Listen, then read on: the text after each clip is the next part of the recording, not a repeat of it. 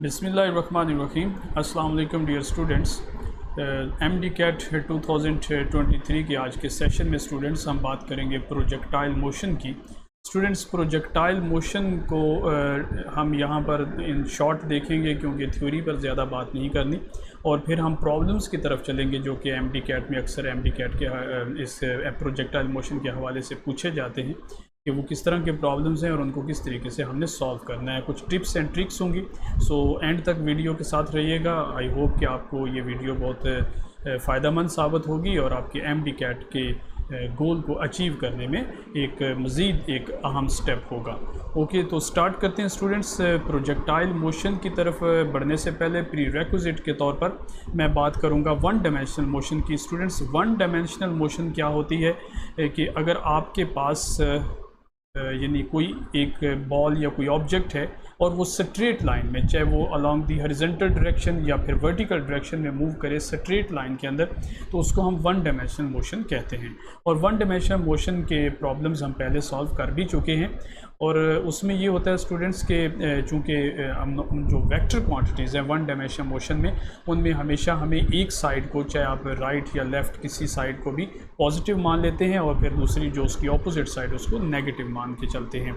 सो अगर आप एक यानी up and down vertical one dimensional motion की बात करें तो लेट्स सपोज कि अगर आपके पास एक बॉल है और उसको ज़मीन से ऊपर की तरफ फेंका जाता है, तो आखिरकार ये अपना ऊपर की तरफ सफ़र मुकम्मल करके फिर ये वापस लौटती है ग्रेविटेशनल फोर्स के तहत और फिर दोबारा ये ज़मीन पर पहुंच जाती है। तो इस तरीके से ये जो यहाँ पर जो वन डायमेंशनल मोशन में हमारे पास अप साइड जो डायरेक्शन होती है उसको हम पॉजिटिव मान लेते हैं because of the positive axis, और अगर जो डाउन साइड जो मोशन होती है उसको हम नेगेटिव मान लेते हैं। ठीक है, ये नेगेटिव होगा। सो जब एक बॉल ऊपर की तरफ जा रही होती है तो उसको हम बोलते हैं कि इसकी वेलोसिटी पॉजिटिव है, और जब वो नीचे की तरफ आ रही होती है तो उसकी वेलोसिटी हम नेगेटिव मानते हैं। और इस दौरान नीचे लाता कौन है उसको स्टूडेंट्स, वो एक ग्रेविटेशनल फोर्स है। सो ग्रेविटेशनल फोर्स उसको नीचे की तरफ लेकर आती है, और ग्रेविटेशनल फोर्स की वजह से उसके अंदर एक नेगेटिव एक्सेलरेशन होता है जिसकी वैल्यू हम क्या लेते हैं, -9.8 मीटर पर सेकंड स्क्वायर। तो हमने यहाँ माइनस क्यों लिया है, माइनस इसलिए लिया है क्योंकि फोर्स की डायरेक्शन डाउनवर्ड है, और डाउनवर्ड डायरेक्शंस जो हैं उनको हमने यहाँ पर नेगेटिव लेना है। और स्टूडेंट्स, जो इक्वेशंस ऑफ मोशन हैं जो यहाँ पर अप्लाई होती हैं, जो आपने मैट्रिक में भी पढ़ी हुई हैं फर्स्ट ईयर में भी, वो उनमें से एक क्या है, VF = VI + AT। ओके, और सेकंड इक्वेशन क्या होती है, S = VIT + 1/2 AT स्क्वायर, और जो थर्ड इक्वेशन है वो कौन सी है, 2AS = VF² - VI स्क्वायर। तो ये तीन इक्वेशंस हैं जो हम यूज़ करते हैं वन डायमेंशनल मोशन के लिए, और जिसमें एक्सेलरेशन जो है वो कांस्टेंट हो। ठीक है, ये बात याद रखनी है, फॉर कांस्टेंट या यूनिफॉर्म एक्सेलरेशन। ठीक है, यूनिफॉर्म एक्सेलरेशन। और हम ये मान के चलते हैं कि अर्थ के पूर्वो जवार में बहुत ज़्यादा बुलंदी पर अगर आप नहीं जाते तो जो हमारा जी की वैल्यू है वो यूनिफॉर्म रहती है, फॉर यूनिफॉर्म एक्सेलरेशन। ठीक है, तो ये जो जी की वैल्यू है ये हम यूनिफॉर्म मानते हैं यहाँ पे। ओके, तो ये तो थी वन डायमेंशनल की बात, लेकिन हम चूँकि प्रोजेक्टाइल मोशन की बात करेंगे तो स्टूडेंट्स वो हमारा टू डायमेंशनल केस है। तो इसमें हमारे पास ये एक्स एक्सिस है और ये हमारा वाई एक्सिस है। ठीक है, और अगर आपके पास कोई भी प्रोजेक्टाइल, फॉर एग्जांपल अगर एक बॉल है और इसको आप यहाँ से किक लगाते हैं किसी ख़ास एंगल पर, तो ये इस तरीके से प्रोजेक्ट होते हुए वापस ग्राउंड की तरफ पहुँचेगा। ठीक है, तो ये जो इस तरीके से शेप बनती है इसकी, इसको हम पैराबोला बोलते हैं। तो इस पैराबोलिक पाथ को फॉलो करती ही ये वापस ग्राउंड पर पहुँचती है। सो प्रोजेक्टाइल मोशन की जो डेफिनेशन है वो क्या है, two dimensional motion under the constant acceleration due to gravity is called projectile motion, क्योंकि इसमें जो ग्रेविटेशनल जो फोर्स है वो हमेशा डाउनवर्ड लगती है। जी की वैल्यू यहाँ पर हमेशा -9.8 मीटर पर सेकंड स्क्वायर रहती है। हर जिस जगह भी ये मूव कर रहा है, हर पाथ के ऊपर ये ग्रेविटेशनल फोर्स डाउनवर्ड लग रही है। ठीक है, अच्छा, तो अब इसमें क्या है कि स्टूडेंट्स के अगर आप इस मोशन को मज़ीद देखें तो इसमें आपको दो चीज़ें दिखाई दे रही हैं, क्योंकि ये 2 डायमेंशन है। तो इसमें जो जिस जगह पर भी ये बॉल होगी तो उसके 2 मोशन के कंपोनेंट्स होंगे, ठीक है। सपोज़ करें कि अगर आपकी ये बॉल यहाँ पे है इस किसी लम्हे, तो इसका एक कंपोनेंट इसकी जो वेलोसिटी का होगा वो अलॉन्ग दी एक्स एक्सिस होगा, जिसको हम v सब x कंपोनेंट बोलेंगे वेलोसिटी का, और दूसरा कंपोनेंट इसका अपवर्ड होगा, ठीक है, जिसको हम v सब y बोलेंगे, यानी उसका y कंपोनेंट। तो ये दोनों यानी मोशंस जो हैं x कंपोनेंट में x डायरेक्शन में और y डायरेक्शन में, ये दोनों स्टूडेंट्स जो मोशंस हैं ये आपस में इंडिपेंडेंट है। ये बात बहुत अहम है कि ये दोनों आपस में क्या हैं, इंडिपेंडेंट है, इनका आपस में कोई लिंक नहीं है, ठीक है। लिहाजा हम इनको अलग अलग डील कर सकते हैं मैथमेटिकली और फिर उनसे हम रिजल्ट्स फाइंड कर सकते हैं, ठीक है। सो इसको मज़ीद अच्छे से समझने के लिए नेक्स्ट स्लाइड पर देखिए कि यहाँ मैंने एक एग्ज़ाम्पल लिया है कि अगर सपोज़ ये एक बॉल है जो कि मैंने ब्लू कलर में बनाया है, तो इसकी इनिशियल वेलोसिटी जो उसका y कंपोनेंट है स्टूडेंट्स, वो क्या है, इसकी वेलोसिटी का y कंपोनेंट वो 29.43 मीटर पर सेकंड है, और इसका जो x कंपोनेंट है वो कितना है, वो है 25 मीटर पर सेकंड, ठीक है। सो आप अगर नोट करें कि जैसे जैसे ये प्रोजेक्टाइल जो कि मेरे केस में यहाँ बॉल है ये ऊपर की तरफ मूव करता है, तो जो इसका x कंपोनेंट है वो देखें वो चेंज नहीं हो रहा, वो 25 है, 25 है, 25 up to so on end तक। जब वो ग्राउंड को हिट कर रहा है तो वहाँ पर भी जो x कंपोनेंट है वेलोसिटी का वो फिक्स है, वो कांस्टेंट है, ठीक है, वो चेंज नहीं हो रहा। क्यों नहीं चेंज हो रहा, क्योंकि हॉरिजॉन्टल डायरेक्शन में कोई फोर्स अप्लाई नहीं हो रही, ठीक है। फोर्स होती है तो वो वेलोसिटी में चेंज लेकर आती है, जब फोर्स ही ना हो तो वेलोसिटी यूनिफॉर्म रहती है, इसलिए इसका x कंपोनेंट जो है वो यूनिफॉर्म है। अलबत्ता अगर आप y कंपोनेंट में देखें तो चूंकि y डायरेक्शन में हमारे पास फोर्स है, ग्रेविटेशनल फोर्स है जो डाउनवर्ड लग रही है, लिहाजा जो बॉल ऊपर की तरफ जा रही है फोर्स उसको नीचे की तरफ खींच रही है, नीचे की तरफ खींच रही है। तो अगर चीज़ ऊपर जाए और कोई फोर्स उसको नीचे खींचे तो उसका नतीजा क्या होगा कि वो स्लो होती जाएगी, ठीक है, उसकी वेलोसिटी कम होती जाएगी। और यही चीज़ आपको यहाँ डायग्राम में शो हो रही है कि इनिशियली उसका y कंपोनेंट 29.43 मीटर पर सेकंड था, और अगले सेकंड में जब ये जो मैंने बॉल्स की स्नैपशॉट ली हैं ये हर सेकंड के बाद ली हैं, ठीक है। जो ओरिजिन पर है ये 0 सेकंड है, उसके बाद 1 सेकंड, फिर 2 सेकंड, फिर 3 सेकंड, फिर 4 सेकंड, 5 सेकंड एंड ग्राउंड को हिट करते वक्त 6 सेकंड। तो दूसरे सेकंड में उसकी वेलोसिटी में कमी आएगी क्योंकि फोर्स नीचे लग रही है। अब देखना ये वेलोसिटी में कमी कितनी आएगी, तो वेलोसिटी में कमी आएगी 9.8 मीटर पर सेकंड, इतनी आएगी, ठीक है, क्योंकि हर सेकंड के बाद उसकी वेलोसिटी में माइनस हो रहा है 9.8। तो अगर आप देखें 29.43 में अगर आप माइनस करें 9.8 तो ये आपके पास 19.62 आता है, तो इतनी कम हो जाएगी। अगले सेकंड में मजीद इतनी कम हो गई है और ये 9.81 मीटर पर सेकंड रह गई है। उसके बाद मजीद उतनी कम करोगे तो 0 हो जाएगी। सो ये इसके पीक पोजीशन है। तो पीक पोजीशन के ऊपर जो वर्टिकल कंपोनेंट है वेलोसिटी का यानी y कंपोनेंट है वो 0 हो जाता है। तो यहाँ देखें वो 0 हो गया है। उसके बाद फोर्स तो मुसलसल लग रही है, तो अगले सेकंड में क्या होगा, तो 0 में जब मजीद आप 9.8 माइनस करोगे तो आपके पास वो -9.81 आ जाएगा। तो अब वेलोसिटी की डायरेक्शन डाउनवर्ड हो गई है, लिहाजा बॉल अब नीचे जाना शुरू हो गई है।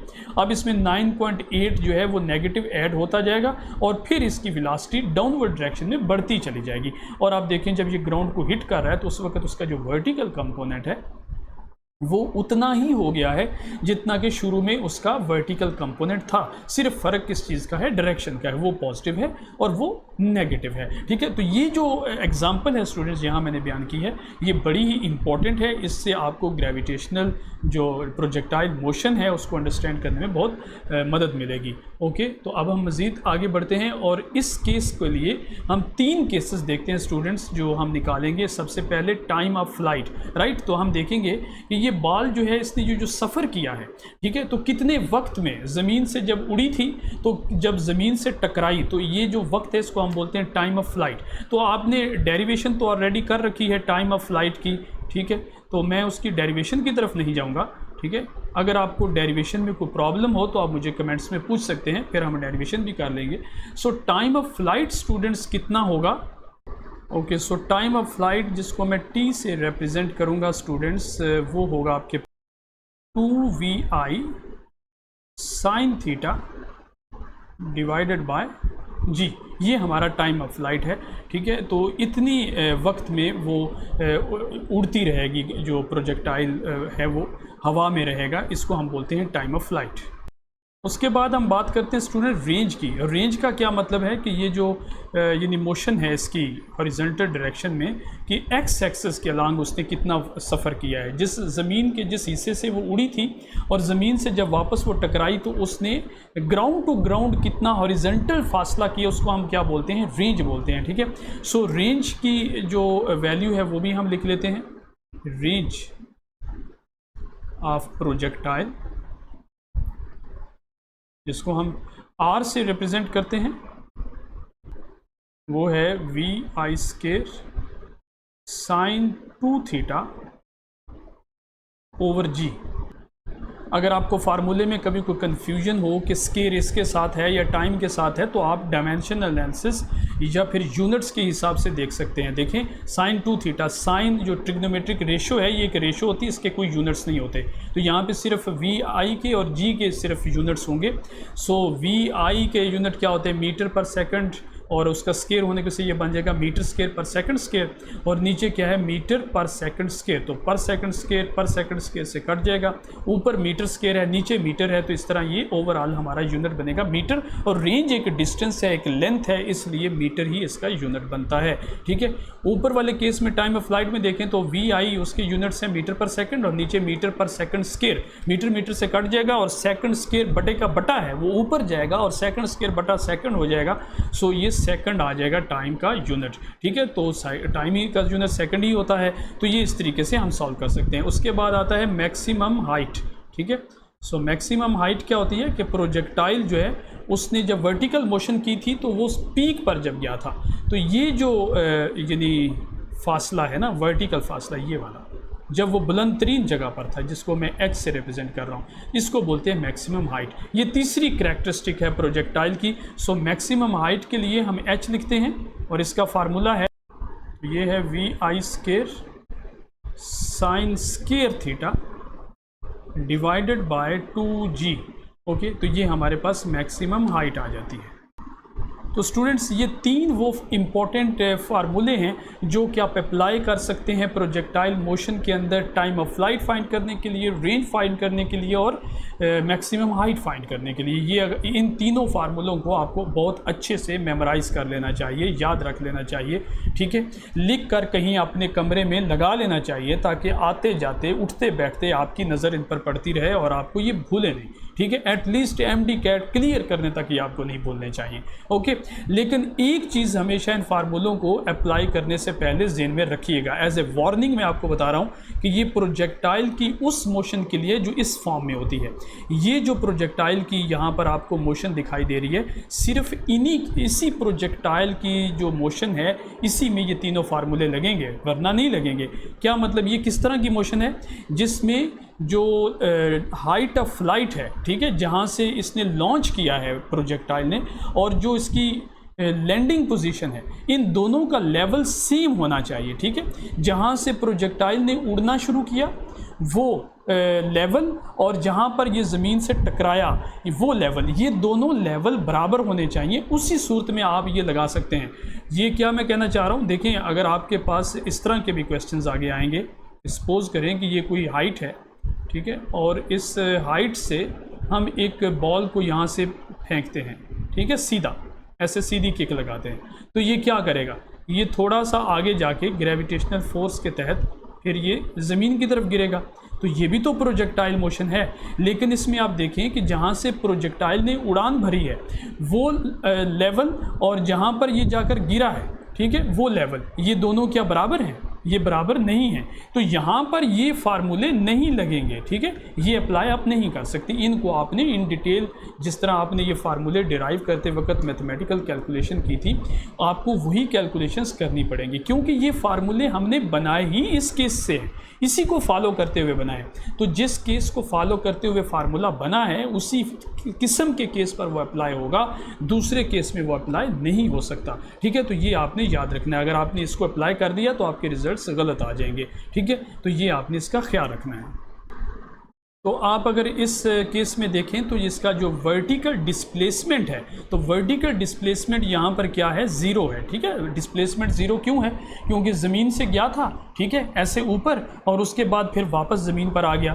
तो अगर किसी भी मोशन में किसी ऑब्जेक्ट की जो इनिशियल पोजीशन और फाइनल पोजीशन सेम हो, तो फिर हम क्या बोलते हैं कि उसका डिस्प्लेसमेंट क्या है, ज़ीरो है। ठीक है, सो हम ये बोलेंगे कि ये जो तीनों फार्मूले हैं स्टूडेंट्स, ये कब लगेंगे, जब आपके पास वर्टिकल डिस्प्लेसमेंट में, इसको डेल्टा डी वाई लिख दो, change in vertical displacement is equal to zero, उस केस में ये फार्मूले एप्लीकेबल होंगे।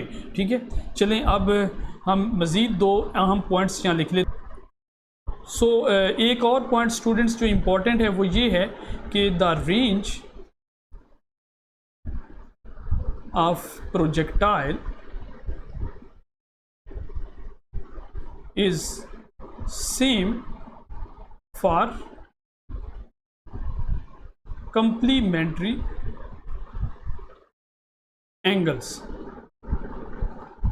ठीक है, कंप्लीमेंट्री एंगल्स के लिए रेंज जो है वो प्रोजेक्टाइल की सेम रहती है। ठीक है, इसका क्या मतलब है, देखिए कंप्लीमेंट्री एंगल्स तो आपने पढ़े हुए हैं ना, यानी ऐसे दो एंगल्स जिनको ऐड करें तो 90 डिग्री आए, उसको बोलते हैं कम्प्लीमेंट्री एंगल्स। तो सपोज़ करें अगर आपके पास ये एक ऑब्जेक्ट है और आप इसको हिट करते हैं, ठीक है, और ये एंगल बनाता है यहाँ पर सपोज 20 डिग्री, 20 डिग्री, ओके, तो ये फ्लाई करेगा और सपोज़ करें कि ये यहाँ पर यहाँ पहुँचता है। ठीक है, लेकिन इसके मुकाबले में अगर आप एक और प्रोजेक्टाइल भेजते हैं और उसको आप हिट करते हैं, ठीक है, उसको आप हिट करते हैं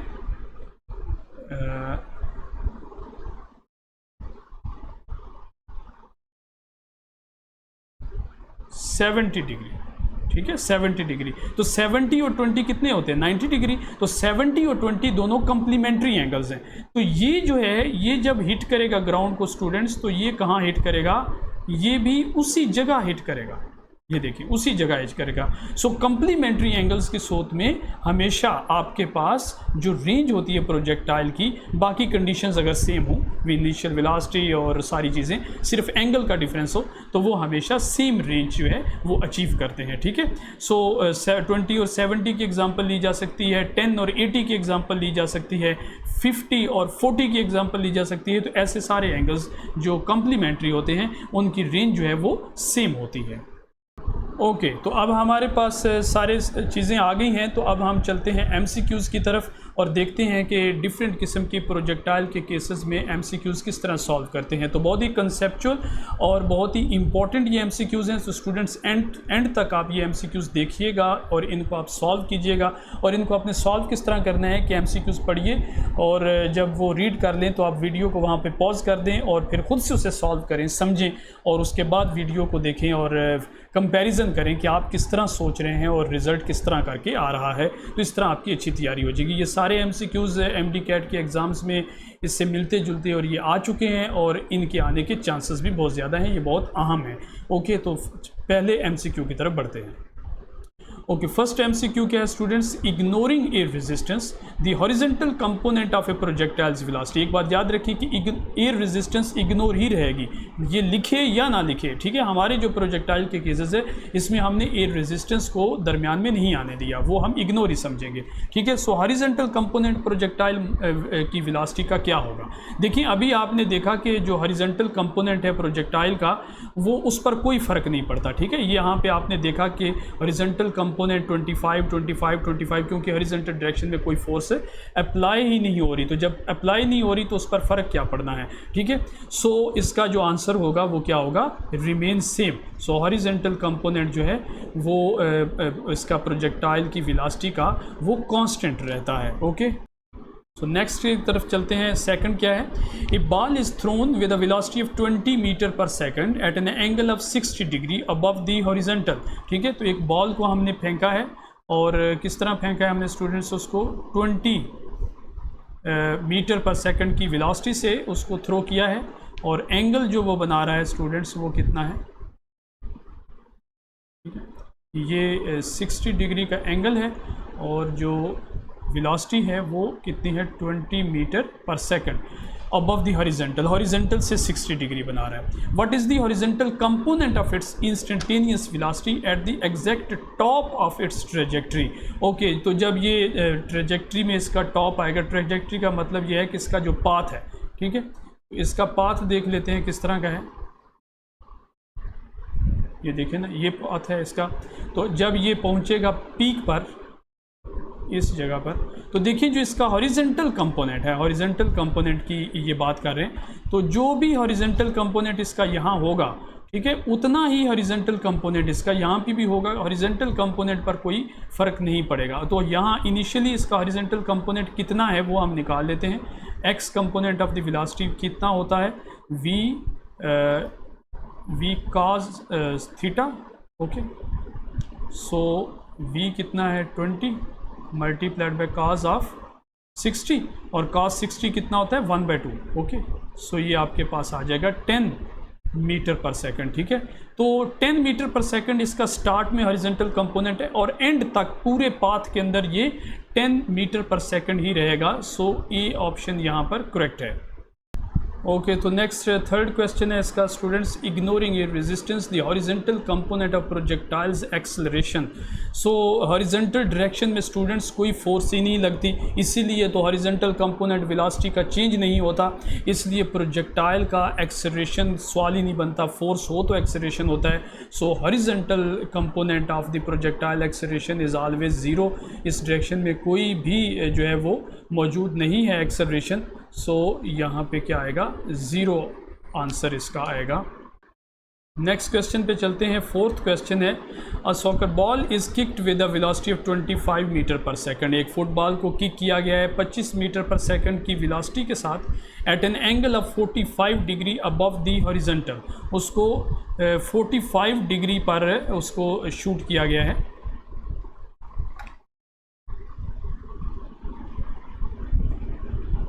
ओके, सो 45 डिग्री पर इस फुटबॉल को हिट किया गया है। So this is 45 degree. Okay, और वेलोसिटी कितनी है उसकी, 25 मीटर पर सेकंड इनिशियल वेलोसिटी से।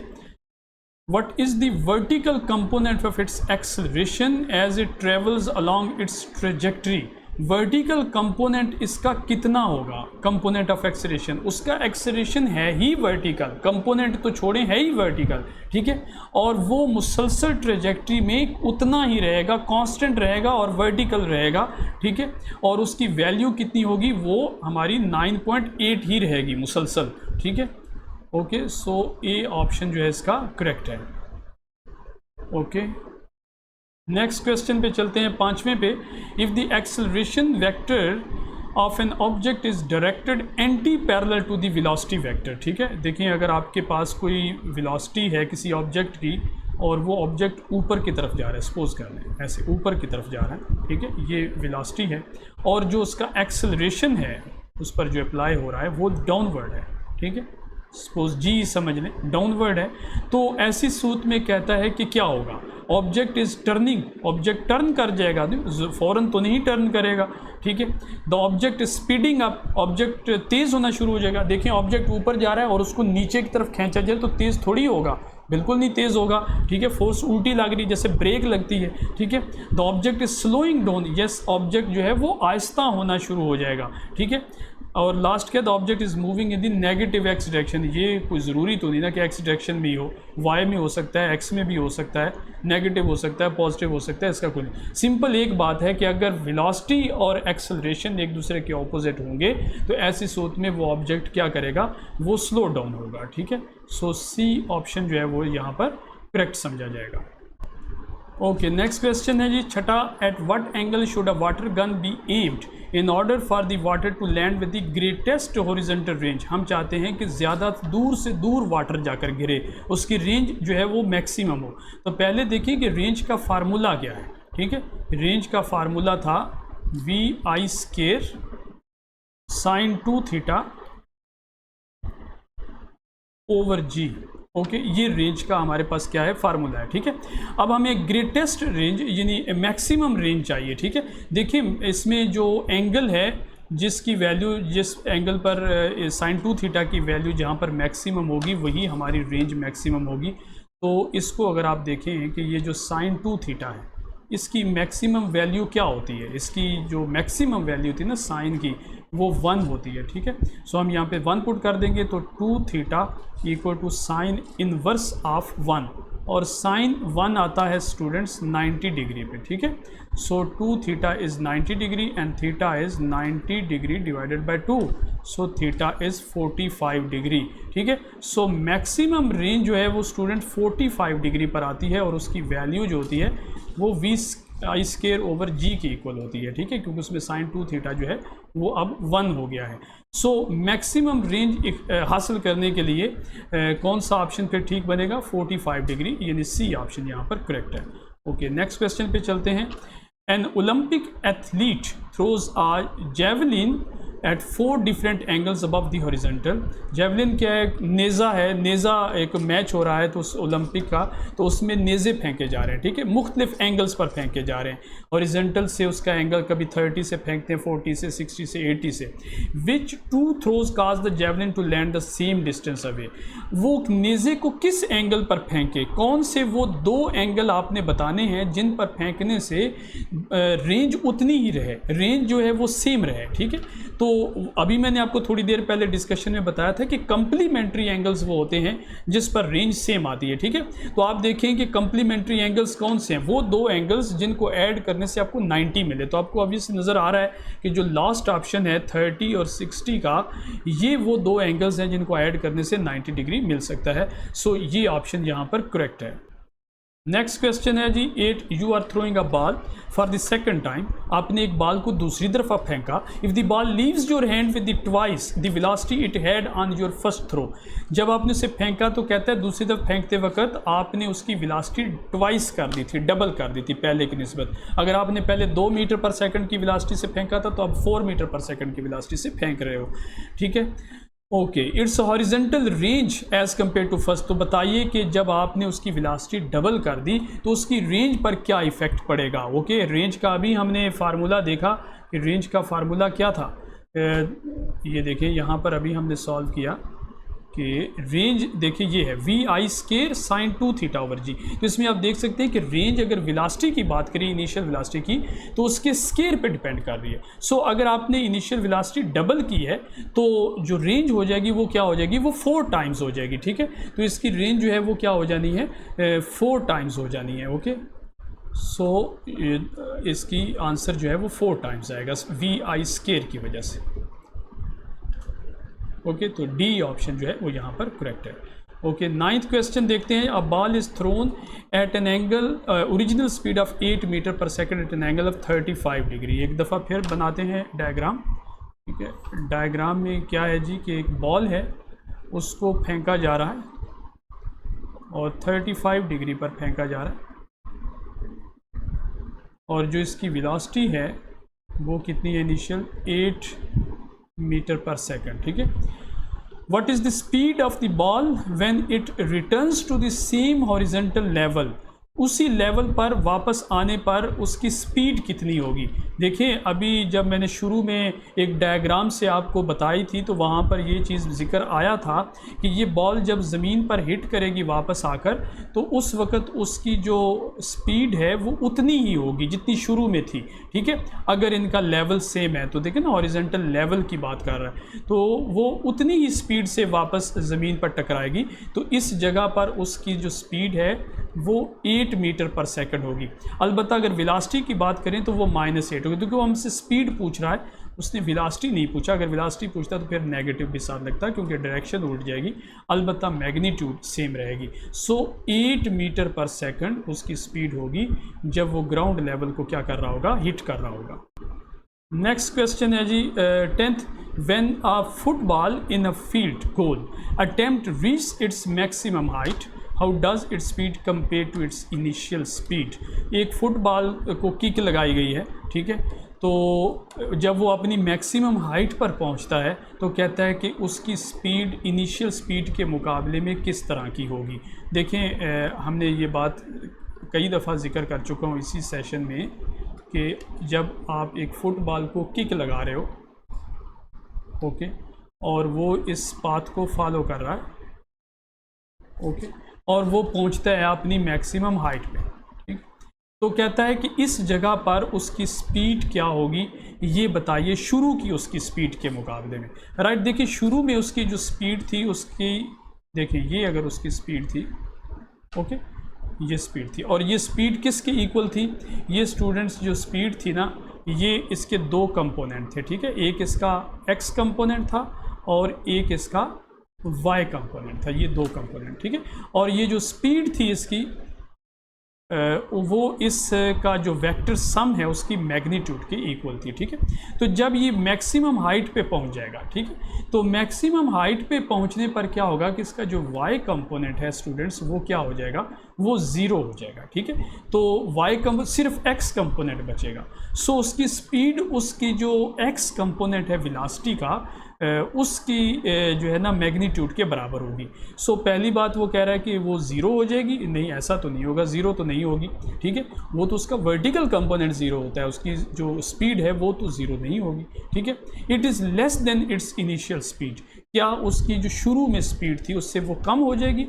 It is equal to its initial speed, क्या उसके बराबर होगी। It is greater than its initial speed, उसकी इनिशियल स्पीड से वो बढ़ जाएगी। ओके, तो हमने जिक्र किया था आपसे कि जो इसकी कंपोनेंट है y कंपोनेंट मैक्सिमम हाइट पे ज़ीरो हो जाएगा, सिर्फ इसका x कंपोनेंट बचेगा। तो अब एक कंपोनेंट उसका साथ छोड़ गया है, ठीक है, तो जाहिर बात है अब एक कंपोनेंट बचा है, एक कंपोनेंट ज़ीरो हो गया है, तो जो शुरू में उसकी स्पीड थी वो तो उनके दोनों कंपोनेंट्स की वजह से थी, ठीक है। तो अब उसका एक कंपोनेंट है, तो लिहाजा उसकी जो स्पीड है वो क्या हो जाएगी, इनिशियल स्पीड से लेस हो जाएगी, ठीक है। ओके, सो इसका बी ऑप्शन जो है वो करेक्ट है। अच्छा, नेक्स्ट चलते हैं 11th में। A stone is throne horizontally from the top of A tower at the same instant a ball is dropped vertically. Okay, ये किस तरह का केस है कि आपके पास एक टावर है, एक बुलंद जगह, ओके, इस टावर के ऊपर हमने दो बॉल्स का इंतज़ाम कर रखा है, ठीक है, एक बॉल ये है और दूसरी यानी एक बॉल है, चले ये, और दूसरा स्टोन है, राइट, ये स्टोन। तो इस स्टोन को हम क्या कर रहे हैं, हॉरिजेंटली फेंक रहे हैं, ठीक है, इस तरीके से फेंक रहे हैं, और जो ये बॉल है इसको यहाँ नीचे की तरफ सीधा फेंक रहे हैं, ठीक है। तो अब ये दोनों की ज़रा देखें, तो ये कहता है which of the travelling faster. देखिए इन दोनों ने, एक बात याद रखें, सेम हाइट से जिस तरह भी बॉल को फेंका जाए, शायद नीचे की तरफ सीधा छोड़ दिया जाए या उसको हॉरिजॉन्टल डायरेक्शन में दिया जाए, ठीक है, तो ये दोनों चूंकि इनकी वर्टिकल वेलोसिटी सेम है, इस वक्त इसकी वर्टिकल वेलोसिटी जब आप इस बॉल को फेंकेंगे तो कितनी है, इसकी वर्टिकल वेलोसिटी ज़ीरो है, ठीक है, क्योंकि ये वर्टिकली कोई मूवमेंट नहीं कर रहा, उसके हाथ में है, हाथ में है तो छोड़ेगा, तो इसकी वेलोसिटी है ही ज़ीरो। जबकि ये जो स्टोन है जो इसको हॉरिजॉन्टल फेंक रहे हैं, तो हॉरिजॉन्टल फेंक रहे हैं लेकिन वर्टिकल वेलोसिटी तो इसकी अब भी ज़ीरो है। So both have same vertical velocity which is zero, लिहाजा वर्टिकल वेलोसिटी जो है वो चूँकि सेम है इसलिए ये सेम टाइम पर ग्राउंड को हिट करेंगे, ठीक है, सेम टाइम पर हिट करेंगे, याद रखें। लेकिन जो स्टोन है उसका पाथ जो है ना वो पैराबोलिक होगा, वो इस तरीके से आएगा ऐसे, ठीक है, जबकि ये सीधा आएगा नीचे। तो आप देख सकते हैं कि जो बॉल है वो कम फासला तय कर रही है, जबकि स्टोन जो है वो लंबा फासला तय करके आ रहा है। अब अगर एक ने लंबा फासला तय करके जाना है और एक ने कम फासला तय करके जाना है और पहुंचना एक ही वक्त पे है, तो फिर जाहिर बात है जिसने लंबा फासला तय करना है उसको तेज़ जाना होगा, ठीक है, लिहाजा स्टोन जो है उसको क्या करना पड़ेगा, उसको फास्टर रहना होगा, ठीक है। सो आंसर क्या होगा, स्टोन, ठीक है, स्टोन फास्टर जाएगा। ओके, 12th क्वेश्चन है, a plane flying horizontally at a speed of 50 metre पर सेकंड। हमारे पास एक प्लेन है जी, हम प्लेन ड्रॉ करते हैं, ओके, ये मूव कर रहा है हॉरिजेंटली किस वेलोसिटी के साथ, 50 मीटर पर सेकंड के साथ, एक सेकंड में 50 मीटर कवर कर रहा है, ठीक है, और इसमें से एक पैकेज ड्रॉप किया जाता है, ठीक है, ये एक पैकेज है जिसको यहाँ से क्या किया जाता है, ड्रॉप किया जाता है, ओके। तो इसको ड्रॉप करते हैं और ये ग्राउंड है सपोज करें, तो ये हाइट जो है वो बता रहे हैं कि कितनी है।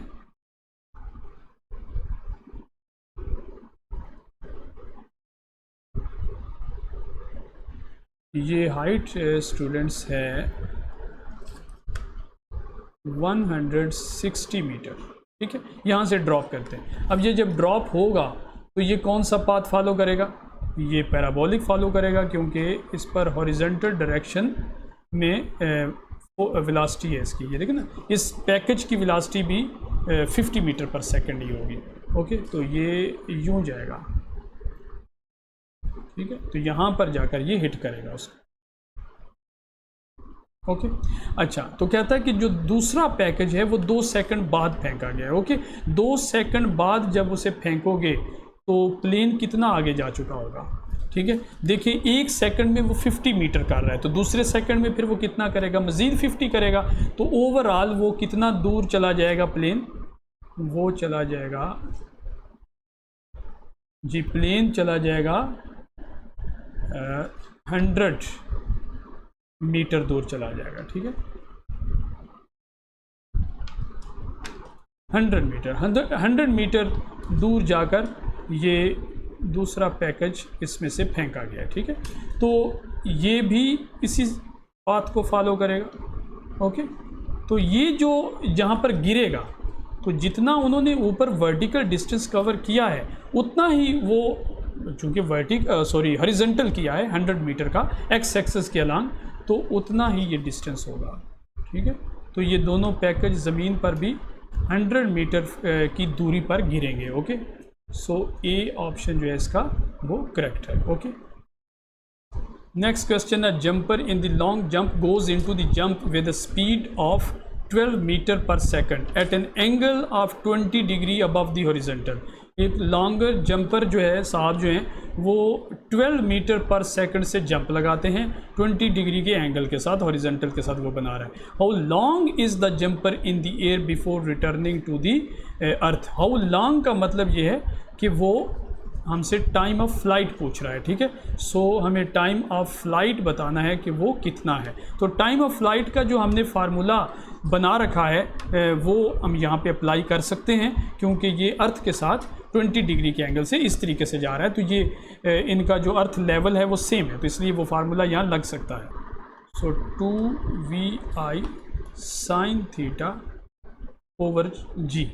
ओके, तो आप इसमें पुट करें वैल्यूज़। इनिशियल वेलोसिटी कितनी है? 12 sin थीटा, थीटा कितना है? 20 डिग्री डिवाइडेड बाय 9.8। जी स्टूडेंट्स, कैलकुलेटर यूज़ कीजिए, शाबाश, और जल्दी से इसका आंसर निकालिए कि क्या आंसर आता है इसका। ओके, तो ये आता है जी मेरे पास 0.84 सेकंड। ठीक है, बताइएगा कमेंट्स में कि आपका भी आंसर यही आता है या नहीं आता। ठीक है, ओके, तो 0.84 सेकंड की जो टाइम ऑफ फ्लाइट होगा इसका। नेक्स्ट क्वेश्चन पे चलते हैं जी। 14 है, jumper in the long jump goes, case वही है सारा, सिर्फ अब की बार जो चीज़ हमसे पूछ रहा है वो है हाउ फार। हाउ फार का मतलब ये है कि कितना दूर जाकर, यानी उसकी रेंज कितनी होगी। ठीक है, सो अब की बार वो हमसे रेंज पूछ रहा है, तो हाउ लॉन्ग और हाउ फार में फ़र्क ज़हन में रखिएगा। ठीक है, तो अब हमें रेंज का फार्मूला अप्लाई करना है। तो vi square sin 2 theta over g. Okay, तो इसमें वैल्यूज़ पुट करते हैं। vi उतना ही है जितना पहले था, यानी 12 उसका square sin 2 theta which is 20 degree. Okay, divided by 9.8। जी स्टूडेंट्स, अब इसको भी कैलकुलेट करें और फाइंड करें कि क्या आंसर आता है। जी, आप भी कैलकुलेशन ज़रूर कीजिएगा के साथ। ओके, सो ये आंसर आ रहा है स्टूडेंट्स 9.4 मीटर। ठीक है, सो रेंज इज़ 9.4 मीटर, तो ये 9.4 यानी सी ऑप्शन जो है इसका करेक्ट है। नेक्स्ट क्वेश्चन है 15, ए projectile is launched with an initial velocity of 60 meter per second at an angle of 30 degree above the horizontal. What is the maximum height reached by the projectile? तो अब maximum height निकालनी है। Okay, तो अब height का formula, so h is equal to v i square sine square theta divided by 2g। तो ये formula है। सो इसमें वैल्यूज पुट करते हैं। वी आई इनिशियल स्पीड कितनी है जी, 60। सो 60 का square sine square of 30 degree, sine 30 लेकर फिर आपने उसका स्केयर लेना है, 2 इंटू 9.8। ओके, तो कैलकुलेटर यूज़ करें जी स्टूडेंट्स एक दफ़ा फिर और इसको निकालें। 60 साइन 30 स्केयर पर 2 9.8। ओके, तो ये राउंड अबाउट तकरीबन 46 मीटर आता है। ठीक है, ओके, तो इसका आंसर जो है स्टूडेंट्स 46 मीटर है। ओके, नेक्स्ट 16 क्वेश्चन है, अ rifle bullet is fired eight an angle of 30 degree below the horizontal. अब यहाँ पर वो रेंज और वो वाले फार्मूले नहीं लगेंगे, ठीक है, क्योंकि अब हाइट से ये लगाया जा रहा है। From the top of A Cliff, एक चोटी पर किसी जगह से लगा रहे हैं। तो हम इसकी डायग्राम बनाते हैं ताकि आप समझें इसको। ये कोई चोटी है, ठीक है, इसके ऊपर से बुलेट फायर की जा रही है इस एंगल पे, ठीक है, इस एंगल। तो जो हॉरिजेंटल यहाँ से बनता है ना, ये एंगल जो है ना स्टूडेंट्स, ये 30 डिग्री है, ठीक है, इस एंगल की बात, बिलो द हॉरिजेंटल वहाँ से। तो कितनी वेलोसिटी है इसकी, वो है 800 मीटर पर सेकंड, ठीक है, और ये ग्राउंड है। तो वहाँ से ये फ्लाई करता हुआ ऐसे गिरेगा, ठीक है। तो कह रहा है how far from the base, तो इस बेस से जहाँ से फेंका गया ये कितना डिस्टेंस कवर करेगा, यानी रेंज हमने बतानी है। तो अब जब ये रेंज आपने बतानी है तो अब आप वो फार्मूला नहीं लगा सकते रेंज वाला, क्योंकि इसमें लॉन्चिंग लेवल और लैंडिंग लेवल सेम नहीं है, ठीक है। वो जो रेंज का फार्मूला है वो हरगिज़ यहाँ मत लगाइएगा, ठीक है। अब हम इसको कैलकुलेट करेंगे, और इस तरह जब कैलकुलेट करना है तो सबसे पहले आपने टाइम ऑफ फ्लाइट फाइंड करना है। ओके, इसके लिए हम इक्वेशन यूज़ करेंगे, second equation of motion using second equation of motion। Okay, तो ये क्या है second equation, s is equal to v i t plus 1/2 AT square. तो मैंने वर्टिकल के लिए लगानी है, तो वर्टिकल में मैं यहाँ h लिख देता हूँ, height that's equal to v i y vertical component into t plus 1/2 acceleration का vertical component into t square. तो टाइम के साथ आपने y नहीं लिखना, क्योंकि टाइम जो है वो इंडिपेंडेंट ऑफ द डायमेंशन होता है, ठीक है। अच्छा, हाइट कितनी है, कितनी बुलंदी से फेंका था उसने, ये देखें 80 मीटर की बुलंदी से, ठीक है। सो लेकिन एक और चीज़ भी बताता चलूँ यहाँ कि देखें, जो अब की बार आपका जो ओरिजिन है ना वो यहाँ है, ठीक है। तो ये आपका ओरिजिन है यहाँ, ओ, तो ये जो आपकी नीचे की तरफ हाइट है ये अब नेगेटिव वाई एक्सिस पे आ रही है, इसलिए ये -80 आपने यूज़ करना है, ठीक है। और vertical component of this velocity 800 meter पर सेकंड का वर्टिकल कंपोनेंट क्या होगा, ठीक है, वी आई वाई इक्वल होता है वी आई साइन थीटा, ठीक है। सो 800 इंटू साइन ऑफ -30, राइट। क्यों, क्योंकि ये आपका एंगल जो है वो क्लॉकवाइज है। क्लॉकवाइज जो एंगल्स होते हैं वो नेगेटिव होते हैं, एंटी क्लॉकवाइज जो होते हैं वो पॉजिटिव होते हैं, ठीक है। सो नेगेटिव आपने यहाँ भी लगाना है। तो साइन 30 होता है 1/2, 800 को जब 2 से डिवाइड करोगे तो वो आएगा 400, ठीक है। तो ये विद नेगेटिव साइन, सो -400 यहाँ पे आ जाएगा, -400, और टाइम कितना है वो हमने कैलकुलेट करना है, प्लस 1/2, और एक्सेलरेशन वर्टिकल क्या है, ग्रेविटेशनल एक्सेलरेशन है जो कि 9.8 है। सो माइनस वो भी आएगा -9.8 into t square. Okay, so -80 equal to -400t, ठीक है, माइनस जी 4.9 आ जाएगा, 9.8 को जब 2 से डिवाइड करेंगे इंटू टी स्केयर, ठीक है। तो ये हमारे पास चीज़ बन गई।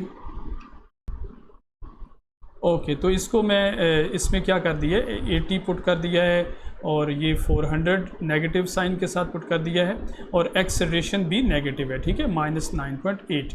तो जब आप इसको 2 पे डिवाइड करेंगे तो ये -4, तो एक्स ये नेगेटिव आता है ना जो वर्टिकल, क्योंकि नीचे की तरफ आ रहा है और ग्रेविटेशनल एक्सेलरेशन भी नीचे की तरफ।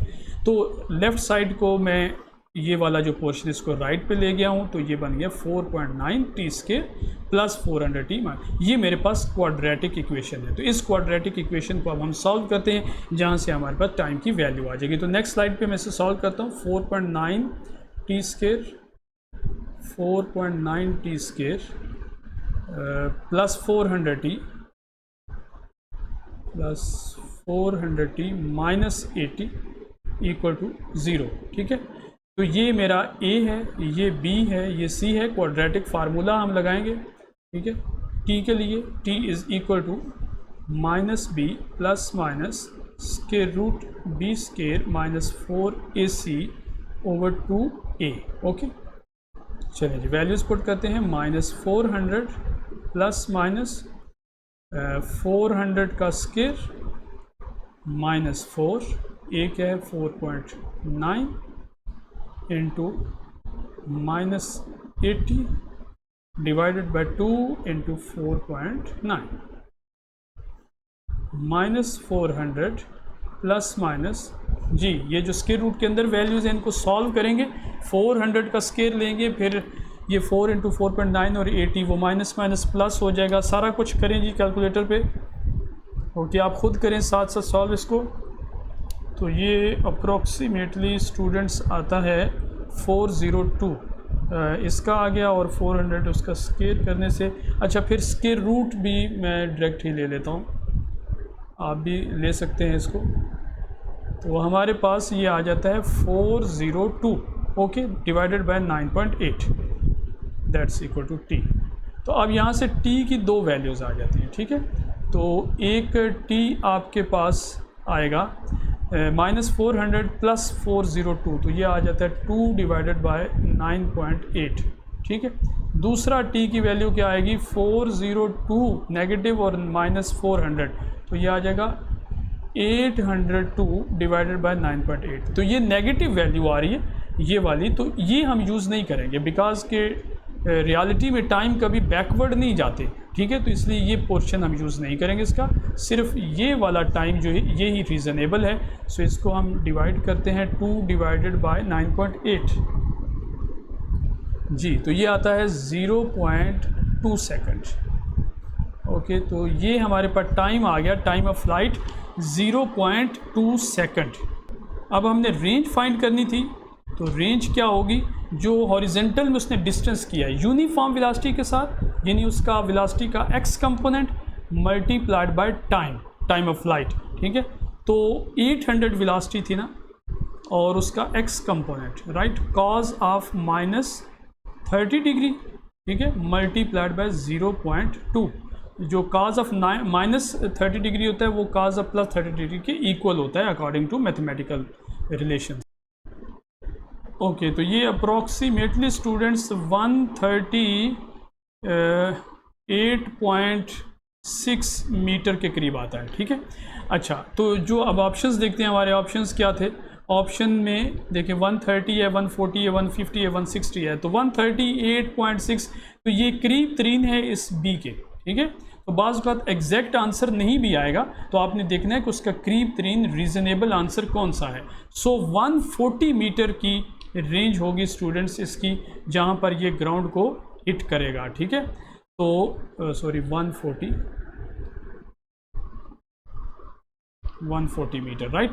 सो यहाँ तक कि स्टूडेंट्स ये क्वेश्चन थे जो प्रोजेक्टाइल मोशन के जितने भी पॉसिबल प्रॉब्लम्स एमडी कैट में जिस तरीके से भी पूछे जा सकते हैं with some concepts and tricks मैंने आपको बता दिए।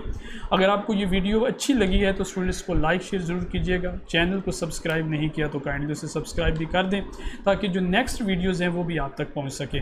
ठीक है, कमेंट्स में ज़रूर बताइएगा कि आपके लिए वीडियो कितनी हेल्पफुल रही है। ठीक है, अल्लाह ताला आपका हामी व नासर हो और आपको अपने मिशन में कामयाब करे। अपना ख्याल रखिए।